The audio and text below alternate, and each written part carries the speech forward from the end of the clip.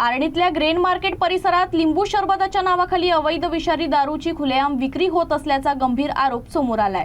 शेतकरी आणि युवकांना लक्ष्य करून लूटमार होत असल्याचा दावा करत आंतरराष्ट्रीय मानवाधिकार संघटनेने कठोर कारवाईची मागणी केली आहे।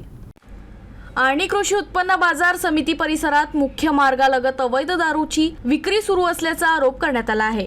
लिंबू सरबताच्या नावाखाली सुरू असलेल्या या दुकानांमुळे शेतकरी आणि तरुणांना व्यसनाच्या विळख्यात अडकवत असल्याची चर्चा परिसरात रंगली आहे। धान्य विक्रीसाठी बाजार समितीत येणाऱ्या शेतकऱ्यांना लक्ष्य करून त्यांची फसवणूक आणि लूटमार केली जात असल्याचाही आरोप करण्यात येत आहे। या प्रकारामुळे आर्णी पोलिसांच्या कार्यक्षमतेवर प्रश्नचिन्ह उपस्थित केले जात आहेत। या पार्श्वभूमीवर आंतरराष्ट्रीय मानवाधिकार संघटनेने अवैध दारू विक्रेत्यांवर कठोर कारवाई करण्याची तसेच संबंधित टपऱ्या तात्काळ हटवण्याची मागणी केली आहे। यासोबतच जिल्हाधिकारी आणि पोलीस अधीक्षकांनी या संपूर्ण प्रकरणाची सखोल चौकशी करून दोषींवर कठोर गुन्हे दाखल करावेत अशी मागणीही करण्यात आली आहे।